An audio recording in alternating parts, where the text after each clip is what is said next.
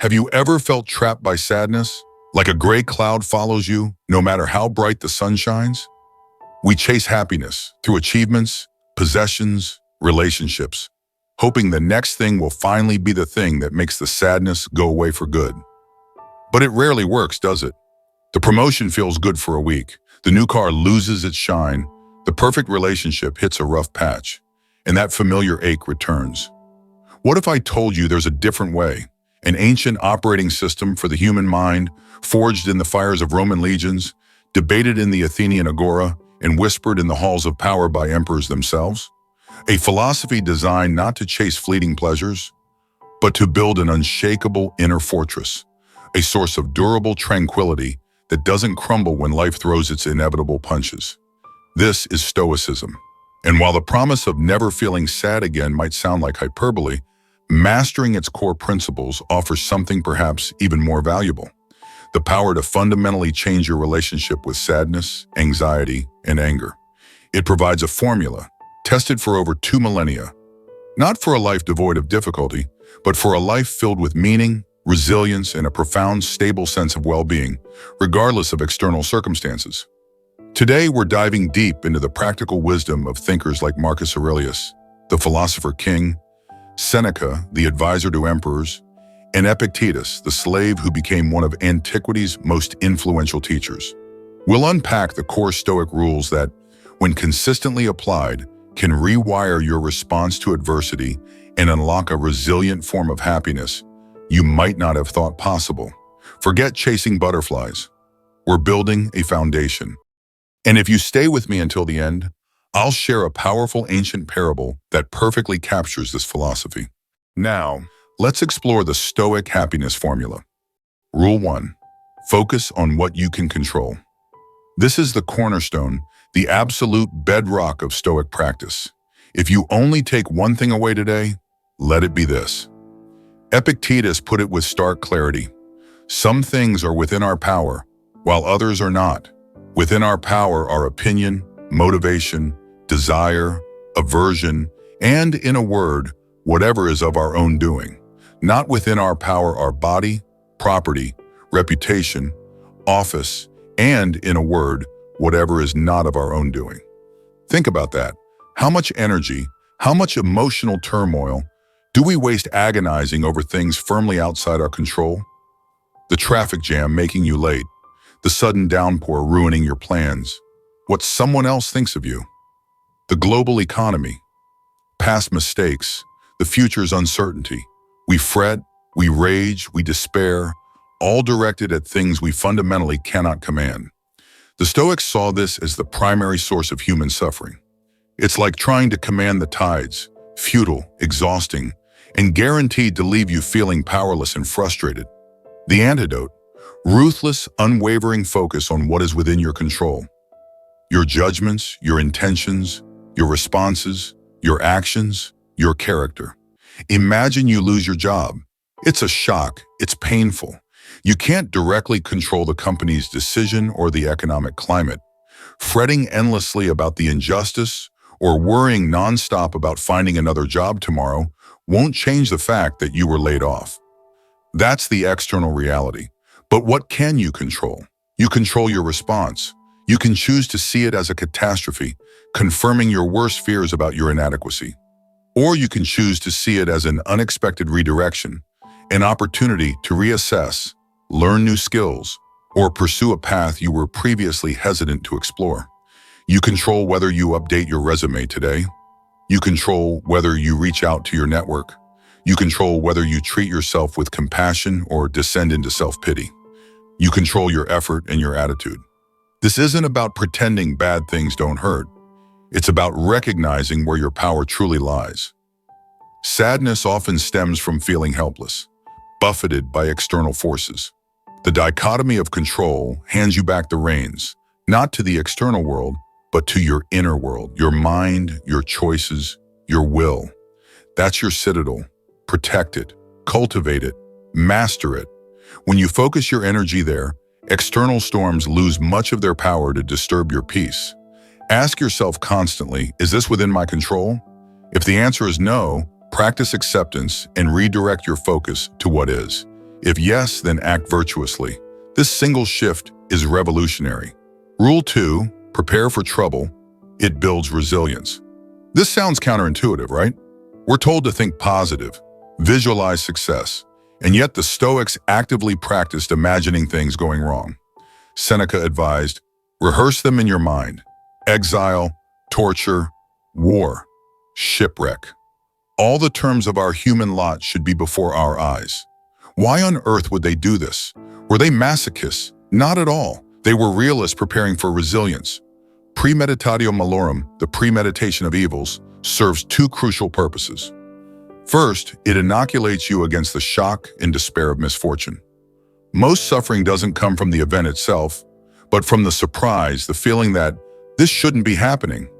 By contemplating potential setbacks, losing a job, illness, the loss of a loved one, financial hardship, not with morbid obsession, but with calm consideration, you strip them of their power to destabilize you when they occur.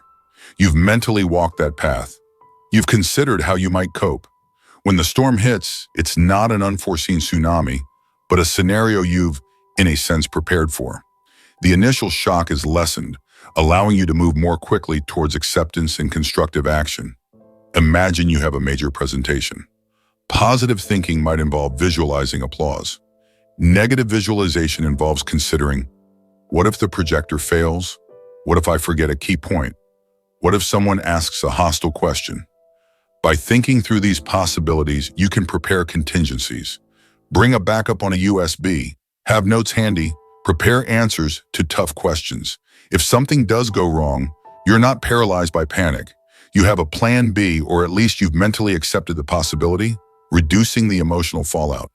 Second, and perhaps more profoundly, negative visualization cultivates gratitude for what you currently have. When you consciously reflect on the potential loss of your health, your relationships, your home, your freedom, you suddenly see them not as entitlements but as precious, fragile gifts. That lukewarm coffee? A small comfort many lack. That annoying family member? A presence you might one day desperately miss. That mundane job? A source of stability others pray for. Seneca suggested periodically living as if you've lost everything. Eating simple food, wearing basic clothes, sleeping on the floor. Not as punishment, but as a reminder. This practice throws your current blessings into sharp relief. It combats the hedonic treadmill, that tendency to constantly adapt to good fortune and take it for granted, always needing more to feel happy. By contemplating loss, you appreciate the present. You find joy not in acquiring more, but in recognizing the value of what's already here. Don't misunderstand. This isn't about dwelling in fear. It's about strategic foresight and gratitude cultivation. Spend a few minutes each morning or week considering what could go wrong, not to induce anxiety, but to build resilience and deepen your appreciation for the present moment. What is quite unlooked for is more crushing in its effect, Seneca warned. Prepare your mind and you fortify your happiness. Rule 3, turn obstacles into opportunities. Life is full of roadblocks, frustrating colleagues, unexpected bills, health scares, creative blocks, difficult decisions. Our natural instinct is often to complain, resist, or try to find a way around the obstacle. Marcus Aurelius, arguably the most powerful man in the world during his reign, faced constant obstacles: plague, war, betrayal, incompetence, his own physical frailties. His insight, captured famously in his Meditations, offers a radical reframe. The impediment to action advances action. What stands in the way becomes the way. This isn't just positive spin, it's a strategic principle for growth and problem solving. The Stoics believed that every obstacle, no matter how daunting, contains within it an opportunity to practice virtue, develop strength, learn something new, or find an alternative path. The obstacle isn't something to be merely overcome or avoided, it's the raw material for progress. Think of it like a blacksmith forging steel. The repeated hammering, the intense heat, these are stresses, obstacles to the metal's current state, but they are also precisely what transforms the raw iron into a strong, sharp blade. Our challenges are life's forge. You get passed over for a promotion you desperately wanted. The obstacle, disappointment, perceived failure, perhaps jealousy. The way, this is an opportunity to practice humility, to seek honest feedback on where you need to improve, to develop new skills that make you undeniable next time, or even to reassess if this career path truly aligns with your values. The obstacle forces introspection and growth that comfort never would. You suffer a physical injury that prevents you from pursuing your favorite sport. The obstacle, pain, frustration, loss of identity. The way, an opportunity to cultivate patience during recovery, to develop mental toughness, to explore other interests you previously ignored, to find new ways to connect with people, or perhaps even to mentor others in that sport from the sidelines, developing leadership skills. The Stoic approach isn't to pretend the obstacle isn't difficult or painful. It is, but it refuses to see the obstacle as purely negative. It asks, how can I use this? What virtue can I practice here? Courage, patience, justice, wisdom, temperance. How can this challenge make me stronger, wiser, or more compassionate? When you feel blocked, frustrated, or defeated by a situation, pause. Instead of asking, why is this happening to me? Ask, how can I use this? What opportunity lies hidden within this difficulty? This shift in perspective transforms roadblocks into stepping stones. It turns sources of potential sadness and anger into fuel for personal development. The obstacle doesn't just block the path, it is the path forward. Rule 4, choose character over circumstance. Our culture bombards us with the message that happiness lies in external validation, comfort, pleasure, and possessions. More money, more likes, more experiences, more stuff. The Stoics fundamentally disagreed. They argued that the only true good is virtue, arete, and the only true evil is vice. Everything else, health, wealth, reputation, pain, poverty, obscurity, they classified as indifference. Now, indifferent doesn't mean these things don't matter at all. Clearly, health is generally preferable to sickness, wealth to poverty. The Stoics call these preferred indifference and dispreferred indifference. But the crucial point is that they have no bearing on your fundamental worth or your capacity for true happiness. Eudaimonia, often translated as flourishing or living well. Why? Because external things are fundamentally outside our complete control, Rule 1, and are transient. Basing your happiness on them is like building your house on sand. Wealth can be lost, health can fail, reputation can sour, loved ones can depart. If your well-being is tied to these things, you are perpetually vulnerable, constantly anxious about losing them, or frustrated by not having enough. Virtue, however, acting with wisdom, justice, courage, and temperance, is entirely within your control. It's about your character, your intentions, your choices in each moment. You can choose to be honest even when it's difficult. You can choose to be fair even when others are unfair. You can choose to face challenges with courage even when you feel fear. You can choose to act with moderation even when tempted by excess. According to the Stoics, living virtuously is the happy life. Happiness isn't a result of virtuous action, it is the action itself. There's a deep inherent satisfaction in knowing you acted rightly, in accordance with your best self, regardless of the outcome. This kind of happiness, this eudaimonia, is stable, resilient, and entirely self-generated. It can't be taken away by external events. Think about times you acted against your better judgment. Maybe you told a lie, acted selfishly, or avoided a difficult but necessary conversation. Even if you got away with it, there's often a lingering unease, a sense of internal dissonance. Conversely, think about times you did the right thing, even when it was hard or unpopular. You stood up for someone, you were honest, despite the consequences. You helped someone without expecting anything in return. There's a sense of integrity, of inner peace that follows such actions, even if the external outcome wasn't ideal. That's a taste of eudaimonia. This doesn't mean rejecting enjoyment or success. A Stoic can certainly enjoy preferred indifference like a good meal or a successful project, but they don't depend on them for their core sense of well-being. Their happiness is anchored in their character. So when faced with choices, ask yourself not just, what will bring me the most pleasure or immediate gain, but what is the virtuous thing to do? What aligns with wisdom, justice, courage, and temperance? Shifting your focus from chasing external rewards to cultivating internal virtue is the Stoic key to unlocking a deeper, more resilient form of happiness, one immune to the whims of fortune. Rule 5. Remember death to live fully. You could leave life right now. Let that determine what you do and say and think.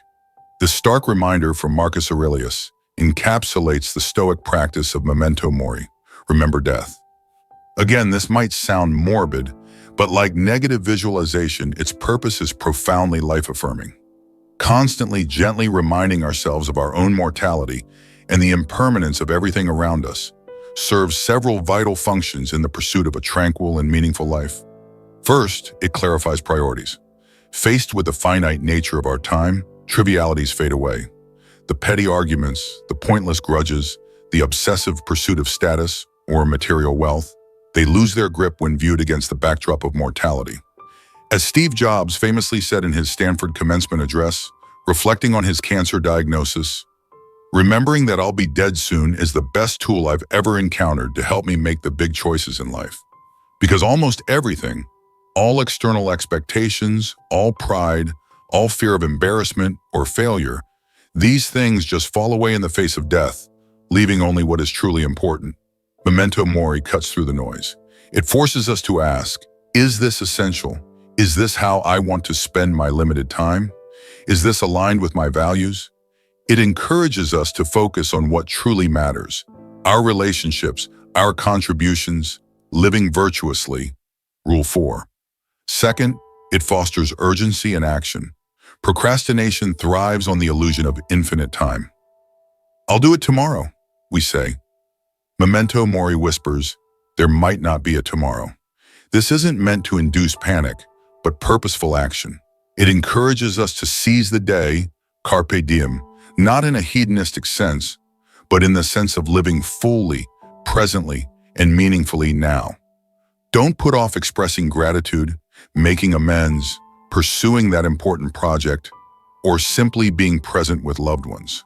Live each day, each action, as if it could be your last, with intention, integrity, and focus. Third, it cultivates acceptance and reduces fear. While death itself is outside our control, our fear of death is a major source of anxiety. By contemplating it calmly and regularly, we can begin to demystify it, to see it not as a terrifying endpoint, but as a natural part of life's cycle. The Stoics aim to face death with the same equanimity they sought in facing all of life's challenges. Accepting impermanence allows us to live more freely, less encumbered by the dread of endings. It helps us appreciate the present moment even more, knowing it won't last forever. Integrate memento mori into your life. Keep a small reminder, a skull symbol, as many Stoics did, a specific quote, or just a moment of reflection each day.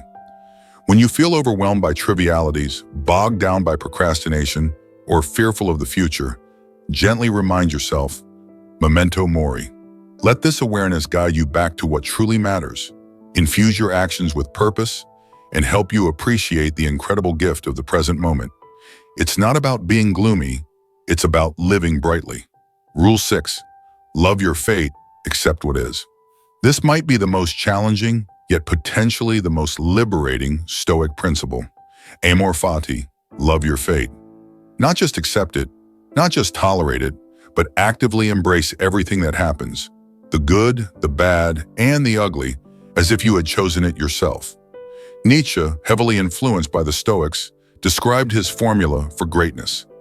That one wants nothing to be different, not forward, not backward, not in all eternity, not merely bear what is necessary, still less conceal it, but love it. This goes beyond simply focusing on what you control, Rule 1, or seeing the obstacle as the way, Rule 3. It's about finding affirmation and even joy in the entire tapestry of existence, including its painful threads. Why? Because resisting reality, wishing things were different, is a primary source of suffering. It's arguing with what is. Amor fati proposes a radical acceptance. Imagine receiving a difficult diagnosis. The initial reaction might be fear, anger, denial. Why me? This isn't fair. Amor fati doesn't deny the pain, but it encourages a shift. This is my reality now. This is the hand I've been dealt. How can I not just endure this, but embrace it as part of my unique journey? What strengths can this challenge reveal? How can I find meaning within this experience, rather than only wishing it away? It's about recognizing that every event, every circumstance is interconnected, part of the causal chain that has led to this exact moment. To wish away a single unpleasant event is, in a sense, to wish away your entire life, including the lessons learned and the person you become as a result. Amor Fati encourages us to see life not as a series of isolated events to be judged good or bad, but as a whole. Can you look back at past hardships, a painful breakup, a career failure, a period of struggle, and see how, in retrospect, they shaped you, taught you valuable lessons, or redirected you towards something better, even if it wasn't apparent at the time? Amor Fati applies this perspective to the present and the future. It transforms suffering by changing our relationship to it.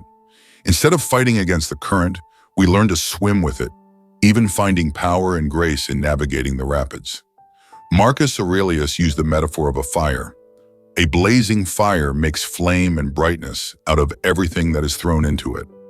Amor Fati is the mindset that allows us to be that fire, to take whatever life throws at us, even the difficult and painful things, and use it as fuel to burn brighter, to create meaning, warmth, and light.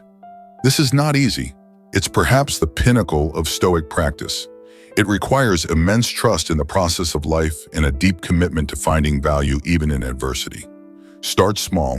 When faced with minor annoyances, a delayed flight, a spilled coffee, a critical comment, practice saying inwardly, Amor Fati, I accept this. I embrace this as part of my experience. Gradually extend this practice to larger challenges. It's a radical act of acceptance that can lead to profound inner peace, freeing you from the exhausting struggle against reality. Love what is, and you liberate yourself. So there you have it, 6 powerful rules drawn from ancient Stoic wisdom designed to eliminate sadness entirely and make you a happier person. Focus on what you can control. Prepare for trouble. Turn obstacles into opportunities. Choose character over circumstance.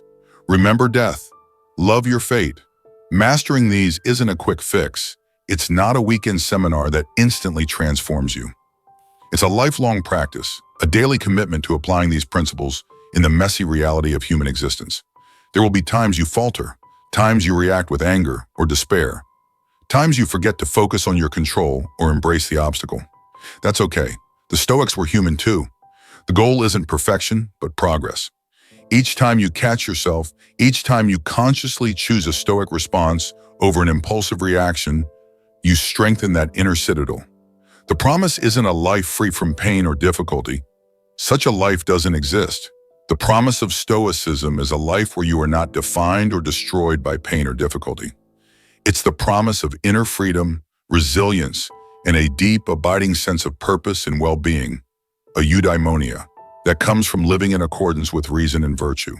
It's a happiness formula that puts the power firmly back in your hands. Now, before you go, let me share a story that has been passed down through generations. A story that reveals the secret battle for happiness that takes place within us all. It's the parable of the 2 wolves. One evening, an old Cherokee grandfather sat with his grandson by the fire. The boy looked troubled, his brow furrowed with worry and sadness. Sensing this, the grandfather asked, "What's on your mind, my child?" The boy hesitated, then spoke. "Grandfather, sometimes I feel as if there's a fight going on inside me. It's like I have 2 wolves living in my heart. One wolf is angry, jealous, greedy, and full of sorrow. He is prideful, resentful, and always afraid. The other wolf is peaceful, loving, generous, and kind. He is hopeful, humble, and full of joy." The grandfather nodded, his eyes reflecting the flickering firelight. "Yes, my son, we all have these 2 wolves inside us. They are always at war, each trying to gain control of our spirit." The boy thought for a moment, then asked, "But grandfather, which wolf will win?" The old man smiled gently and placed a weathered hand on the boy's shoulder. "The one you feed," he said. "If you feed the wolf of anger and fear, if you dwell on your resentments and let jealousy and bitterness grow, then that wolf will become strong and take over your heart. But if you feed the wolf of kindness, hope, and love, if you practice patience, gratitude, and forgiveness, then that wolf will flourish, and peace and happiness will fill your life. We cannot always control which thoughts or feelings arise within us, but we can choose which ones to nurture and encourage. True happiness and inner peace come from feeding the right wolf, choosing compassion, wisdom, and love over anger and fear. So, which wolf will you feed? The one that thrives on worry, anger, and helplessness, or the one that grows stronger with wisdom, courage, and acceptance? Every day, every moment, you get to choose. The Stoics gave us the blueprint, but only you can lay the bricks. Start small, stay curious, and remember, happiness isn't something you chase, it's something you practice. Feed the right wolf and watch your life transform.